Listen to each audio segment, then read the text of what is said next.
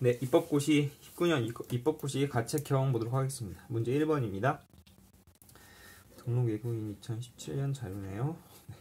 20세 이하 등록 외국인 수는 전체 등록 외국인 수의 50% 이상이다 했는데 29세 이하가 여기 이만큼 있네요. 대략 하면 하고 6만, 여기는요 20, 30, 한 8만 정도 되겠네요. 한 44만이니까요. 전체가 여기 나와 있네요. 네, 그러면 50% 이상이 안 되겠네요. 만약 여기 전체 이 표가 없다면 어떻게 볼 수 있을까요? 뭐 이걸 다 더해도 되지만, 자, 이게 전체의 50% 이상이라면 나머지보다 이게 더 커야 되겠죠. 근데 보니까 이게 작고요, 여기 거의 비슷하고요, 여기에 비해서 여기 작고요. 일일이 오히려 이게 없이 본다면, 지금은 이게 숫자를 봤지만 이게 없이 본다면 숫자를 보지 않고 그냥 이 그래프를 기준으로 생각해서 이쪽이 너무 크고 이쪽이 많이 있고 이쪽은 조금이니까 50% 미만이겠다 볼 수 있습니다. 지금 뭐 전체가 나왔으니 이렇게 생각 못 하더라도 이렇게 더해서 구하는데 문제가 없었겠네요. 50% 이상 아니고요. 45세에서 59세 남자와 여자의 등록 외국인 수 차이는 49세, 59 여기네요.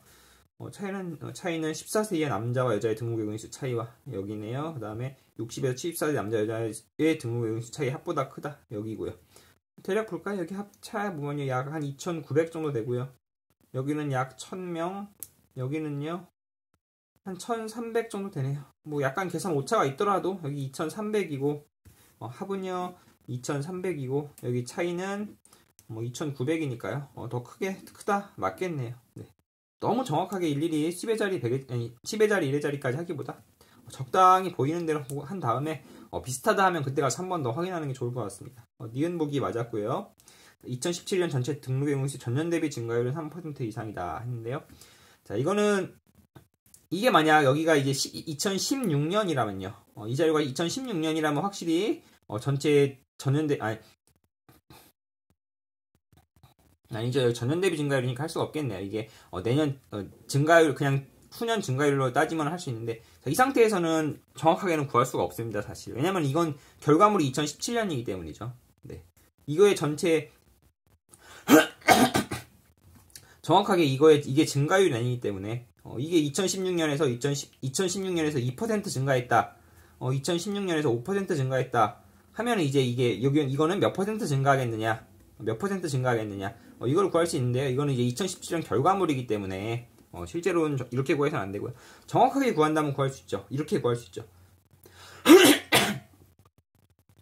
자, 여자의 2016년은요.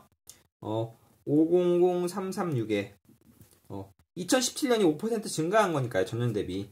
2016년에 5% 전체에서 5% 감소한다 치면 이렇게 되겠네요. 네.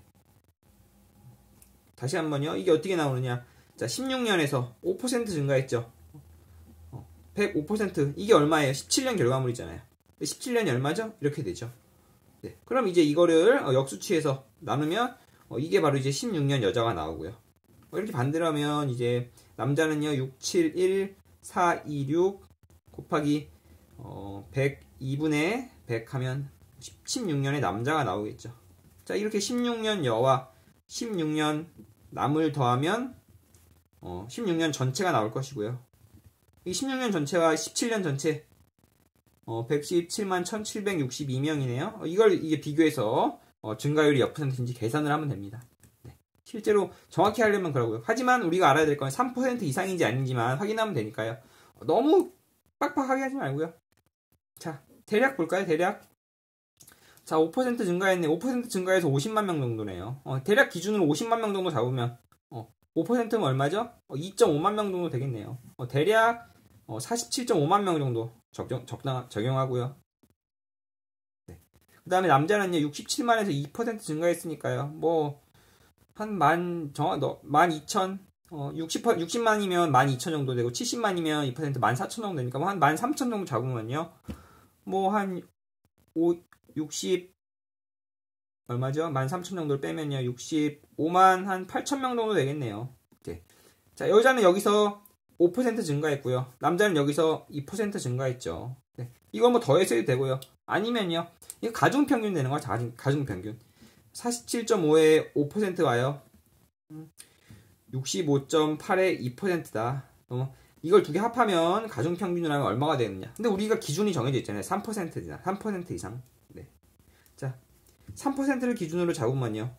여기는 얼마를 줄 수 있죠? 47.5가 2%씩 남으니까요. 5 빼기 3하면 2%씩 남으니까요. 이렇게 하면은 이제 95를 줄 수 있고요. 여기서는. 남는 부분이 95가 되고요. 이쪽에서는 모자란 부분이 얼마죠? 1%씩 모자라잖아요. 65.8이.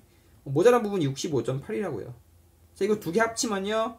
29.2가 됩니다. 29.2만큼 남는다는 거죠. 즉, 3% 기준으로 29.2만큼 더 줄 수 있는 물량이 있다는 겁니다. 그러므로 이거는 이제 증가율이 3% 이상이 된다. 이렇게 확인할 수 있죠. 딕은 맞는 보기입니다. 자, 리을 보기 보고 난 다음에 다시 한번 이야기하겠습니다. 등록의 내국인 수가 전년 대비 가장 많이 증가한 영향을 30에서 44세이다. 전년 외국인 수가 전혀 나와 있지 않죠. 전년 대비 증가율이 남녀로만 나와 있고요. 나이대, 연령대로는 전혀 확인할 수 없습니다. 리을 보기 틀려서 정답은 이제 니은 디귿 3번 되겠고요. 디귿 보기가 까다롭긴 한데 디귿 보기를 패스하더라도 기역, 니은, 리을만 가지고도 정답은 구할 수 있었고요. 가중평균에 대해서 다시 한번 보겠습니다. 가중평균이 무엇이냐 다시 한번요. 네. 일반적인 평균. 내가 4개가 있고 아니죠. 나의 수학 점수는 80점이고 국어 점수는 90점이다. 평균은 어떻게 되죠? 85점이요. 가중치가 없죠. 한 과목이기 때문에. 근데 만약요,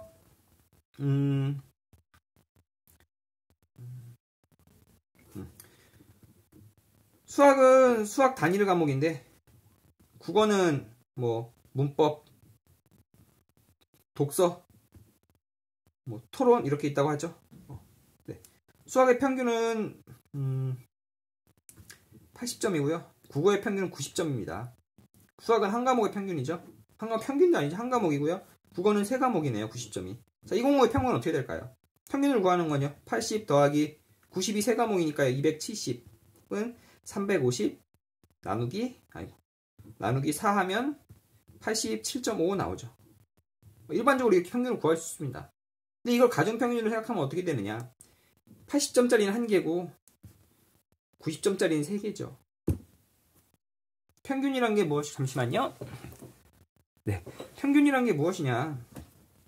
남는 부분은 나눠주고 모자란 부분은 받아야 되는 거죠. 자, 여기 3개 90점짜리 3개가 하나당 2.5점씩을 주고요.